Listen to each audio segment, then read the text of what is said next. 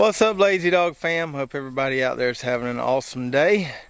As promised on our last video, we're going to get started with some fall planting. Just a little bit, not a lot, because we don't have all our plots ready yet. But we've got this little plot behind us here where we planted those English peas and some flowers a few videos ago. It's ready, and I think we've got a little bit of space there. We can squeeze in some stuff that's ready to go in the greenhouse. So today we're going to be planting some Savannah Mustard and some Pak Choy in this plot here. We're going to squeeze it in there real tight. But before we do that, we got to go get our plants from the greenhouse, and let's go ahead and check on how everything else is doing in the greenhouse. So as we walk up here to the greenhouse, you'll notice I have the curtains all the way up. It's been getting about 87, 88 during the day this week, so I did have those at half mast a week or so ago, but now that it's warmed back up a little bit, I went ahead and raised them all the way up. Let's go in here and see what we got going on. All right, doesn't feel too warm in here right now. So we've got a lot of stuff right here that's getting real close to be planted. We'll start over here on this end. This is our lettuce, or a tray of lettuce, and we got really good germination on all these pelleted seeds except this one variety on the end, which is a red butterhead variety called Alkindus. And I don't really know why, but I've only got 4 or so of those that germinated, but everything else germinated really well for our lettuce. Now, I don't know if this is the case with this particular variety, but in the past I have had some issues with getting red lettuce to germinate, and I don't know why, but some red lettuce varieties just seem to be really temperamental, and they like a really specific temperature range for germination. When I was at Halls, we used to carry a variety of red romaine called Cowshot that was really good, but it was really finicky at germinating. I don't know if they still carry that variety or not, but I've seen this happen before. So it could be that the seeds just weren't that great, or it could be that I didn't have the temperature just right for them. Who knows? But maybe we'll get at least 4 or so plants there to try it out and see if it's a great variety or not. And then beside our lettuce there, we've got our dill and cilantro, our fennel here, which looks like it could probably go in the ground soon. Our celery, which took forever to germinate and didn't germinate super great, but looks like we may have a few plants to work with there. Still not sure where I'm going to put the stuff in this tray, but we'll figure out a spot for it. Here's the tray we're going to be planting today. It's ready to go. This is our Savannah Mustard and our Pak Choy here, and this stuff grows really fast. I expected this to be ready before all the other stuff, just from growing it in the past and knowing how fast it grows out. I mean, we went from seed to viable transplant.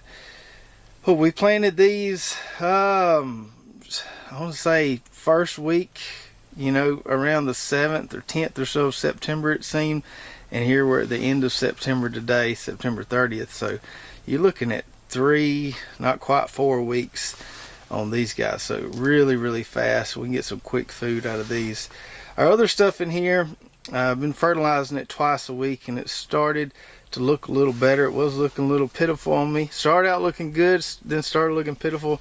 Now I've kind of got it turned around, and this stuff won't be long.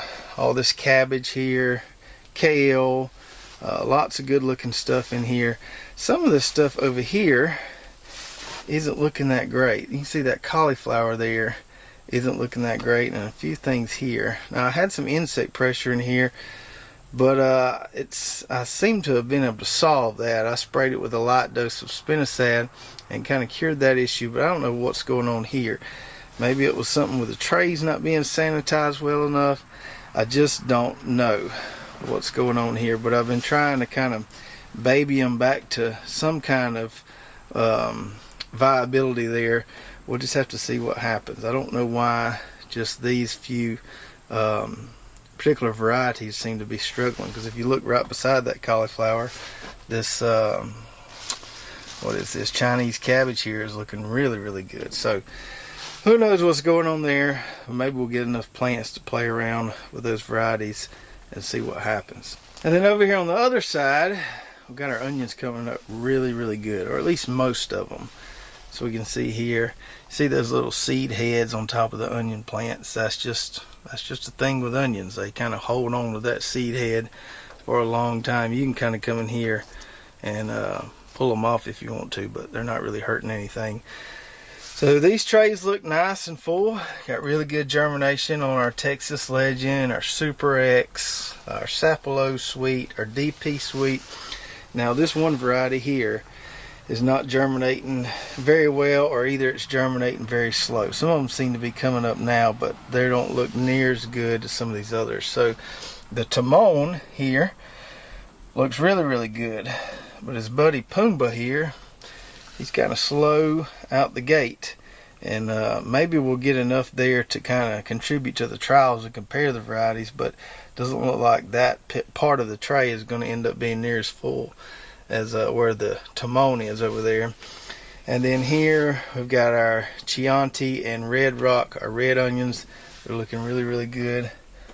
We got Mr. Frog there. He's just kind of hiding out in the onions. I don't know what he's doing in here. And then we've got our leeks right here. And what we're seeing with these leeks is what I expect with leeks. For some reason they just don't want to germinate as well as onions do.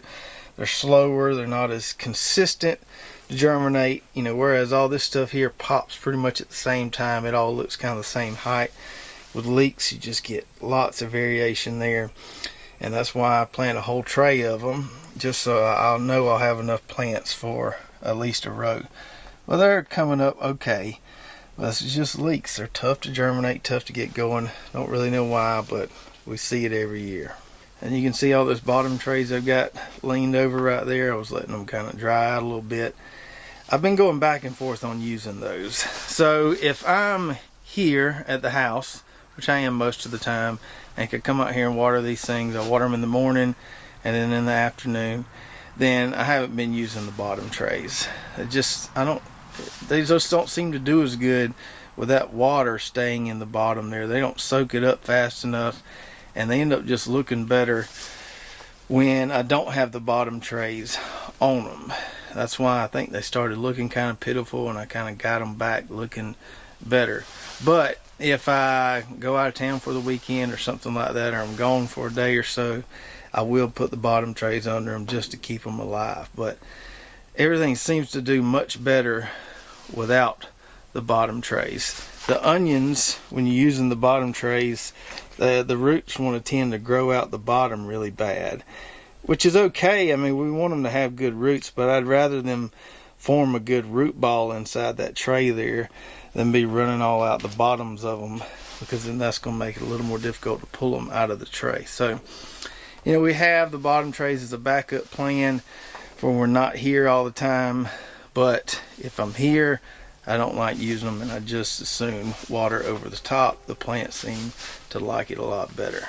And one more thing about growing transplants like this and knowing when they're ready to go in the ground, or knowing, you know, if the ground's not ready, how long can they stay in these trays without becoming root wrapped and then suffering a good bit of transplant shock. So usually my rule of thumb is when they pull out of the trays easily, when I can just kind of tug on that stem there, not squeeze it, but just barely pull on it and get them out of here, that's when they're ready to go in the ground. That's when they have a good little root ball. So right now I have to kind of be real delicate with them. I can get them out of there, but I have to be kind of really, really gentle with them. And so that tells me these could stay in there another week or two and they'll just be fine, or they'll be just fine. And they're going to stay in there another week or two, because that's how long it's going to take me to get everything ready to plant. So you can see we got a decent little root ball developing there, but it's not root wrapped by any means. But we got a nice healthy plug right there. Now if you're really needing to plant right now and your transplants aren't ready, this is when you can really start pushing them with some fertilizer and get them ready quicker.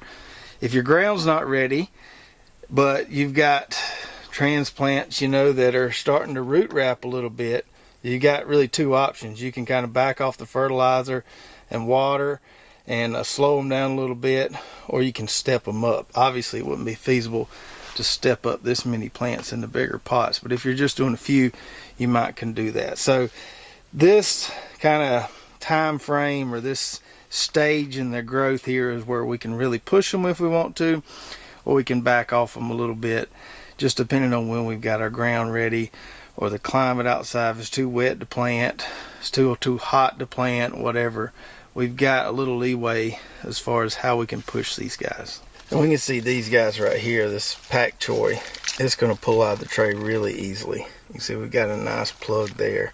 It's not root wrap, but these are pulling out of the trays really easily. I can kind of just tell by the size of the plants if they're ready, and these are definitely ready to go in the ground. So let's take these back over to our plot and see where we're going to put them. Now this Savannah Mustard and this Pak Choy doesn't require a ton of space. The plants don't get that big. They don't sprawl or spread out that much, which is why I'm comfortable trying to squeeze them in this little plot right here. I wouldn't dare do this with something like broccoli or cauliflower or cabbage, because the plants are just going to get too big, and I wouldn't even have anywhere to walk in between these rows here. But with these guys, I feel comfortable trying to squeeze them in here. So we've got on our arch panel trellis, we've got double rows of those PLS and 595 English peas we planted. You can see those guys are coming up pretty well there. It struck off dry around here. I've been having to run the drip every other day. Our flowers hanging in there pretty good. The calendula at the end, those all seem to have made it. I lost a few of these bachelor button plants here. I don't know if because the transplants were weak or it was a little warm when we put them in the ground, but I lost a few of them, but we should be just fine. And then those giant marigolds there are looking pretty fabulous. All those survived, so those are looking really, really nice. Now I thought about putting one row right here underneath this trellis. It wouldn't be shaded or anything because those English peas aren't going to make it to the top of that. So I thought about putting one row right down the middle there, but because I've got those peas and they may bush out a little bit, I decided against that. So I think we're going to go right here between the edge of that arch panel trellis and where our bachelor button and calendula are. So right here, one row in the middle there, and then go squeeze it in right here between those flowers and the marigolds there. Squeeze in a row right there. Now this may not apply to the entire country, but it's certainly the case down here in the South.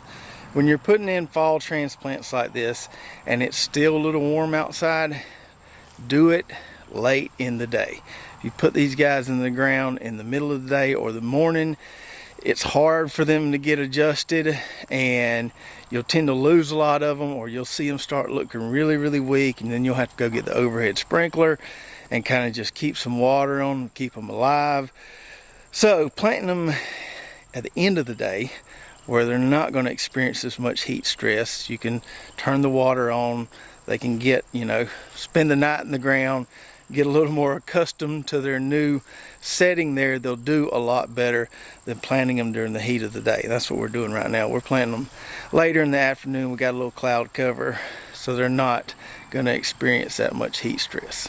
So I'm going to grab the wheel hoe, make a furrow here, put some pre-plant fertilizer in that furrow, lay some drip tape, and then we'll be ready to stick these puppies here in the ground. Let's say the things that we both know. Gonna take these words and make them stone. I know a place on the edge of town.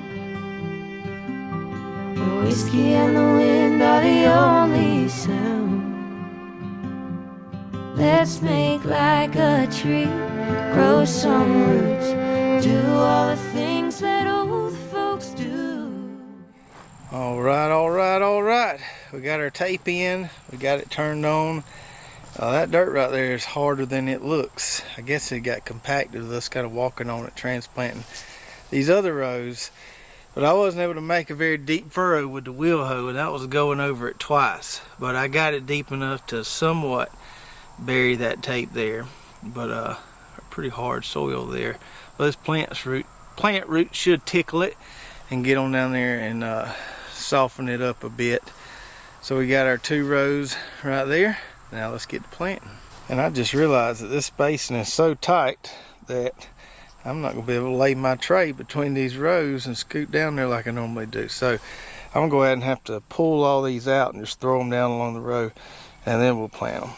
Now on this Pak Choy right here, I normally always plant this on double rows. So I put 1 row right there, 1 row right there with the tape in the middle. But given that I'm working with some really tight spacing here, I don't know that that's a great idea. So we're just going to plant a single row. We're going to stack them in here pretty tight. Now, you can plant these really, really close if you're just going for kind of little baby heads of Pak Choy. You can plant them a foot apart. I've done that before when we were market farming. I would just put one on top of each emitter a foot apart if we were going for some really big heads of Pak Choy.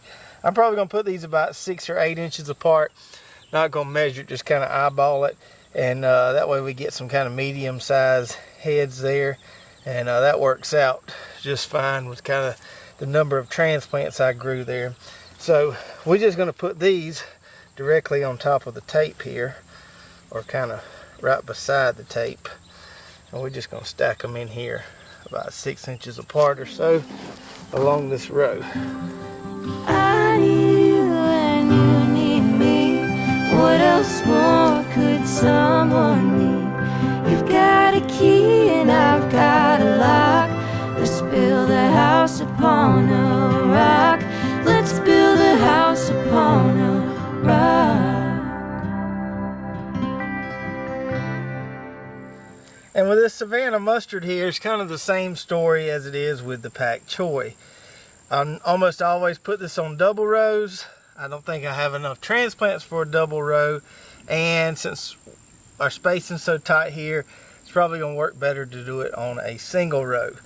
Now you don't have to transplant this mustard here, but the seeds on this variety here are a little more expensive than just regular old Florida broadleaf mustard seeds. So if you're direct seeding it, you want to be a little careful with it. But you can plant these on I've made like a 2-foot little elevated bed before and just scattered them all over the bed and planted them real thick if I was going to cut them small. These we're going to let it get a little bit bigger. I can't talk.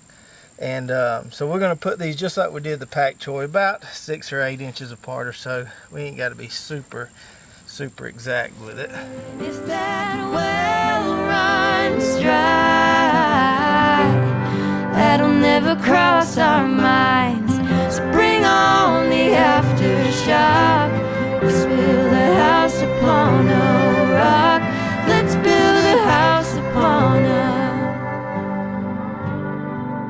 rock. And there we go. We got them in. Yeah, it does look a little crowded, but not as bad as I kind of thought it might look.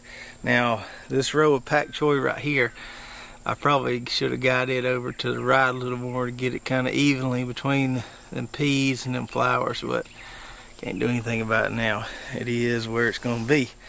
And this mustard here, I got it pretty evenly between the middle of those 2 flower rows. So we ain't going to have much room to walk in there and harvest, but shouldn't have to worry about a whole lot of weeds when this stuff gets up and growing here, and should have some nice quick food. So both of those crops we just planted there are what I like to call fast food or quick food, because you can have groceries from those 2 varieties or vegetables right there in usually 30-40 days. Doesn't take long at all. If I would have direct seeded that mustard or that Pak Choy, you'd already be cutting baby greens off of them. We're slowing ourselves down a little bit, the transplanting, but if we would have planted them thick on a bed, you could be in there cutting little baby leaves already. So this stuff not only grows fast, whether it's transplanted or direct seeded, but it's also really fast and easy to cook. The Savannah Mustard, you can eat that raw if the leaves are small. If you cut them when they're tiny little baby leaves, you can make a salad out of that. It's pretty good. Got a little bit of a mustard bite to it, but it makes a pretty good salad. We'll let the leaves get bigger and we'll cook them, just saute them down. But the mustard and the Pak Choy, they cook super fast. It's not like collards where you really have to boil them for a little bit to get them tender. These things are so tender, you just throw them in a hot skillet or a hot pot, and usually they're wilted down in no time, tender enough to eat. So fast, quick, easy to grow, also fast, quick, easy to cook.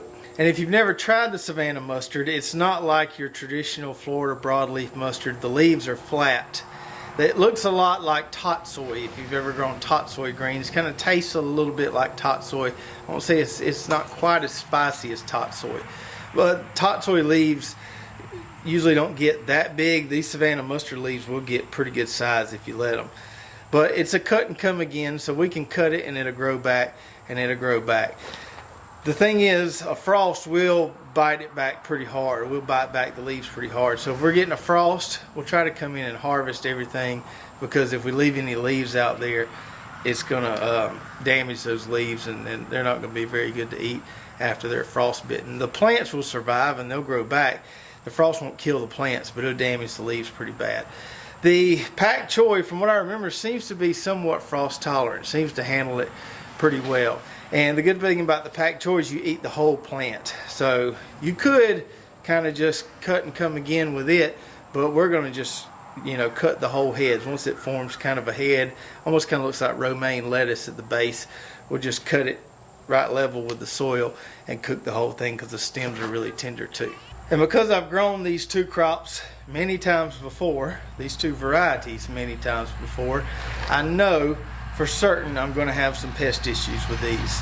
These more tender greens like this, they can get eaten up pretty quick around here.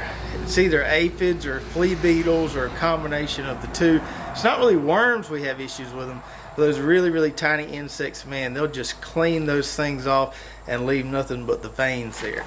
We don't really have issues with those type of insects on our thicker greens like our kale and our collards, but these little thin, tender greens, they'll eat them up in no time. So I'm going to have to start a spray program on these pretty soon, probably I would say within the next week. Now, horticultural oil and neem oil work pretty good for those type of pests, but you have to be careful spraying it when it's too hot outside. And since we're still getting mid to upper 80s during the days, I don't really want to spray horticultural oil or neem oil, because it will burn the plants. So probably just going to go in there with some spinosad in the next week or so and just start a weekly spray program. Hopefully weekly is enough, but since I know I'm going to have issues, I'm just going to be preventative about it and try to take care of the problem before it happens.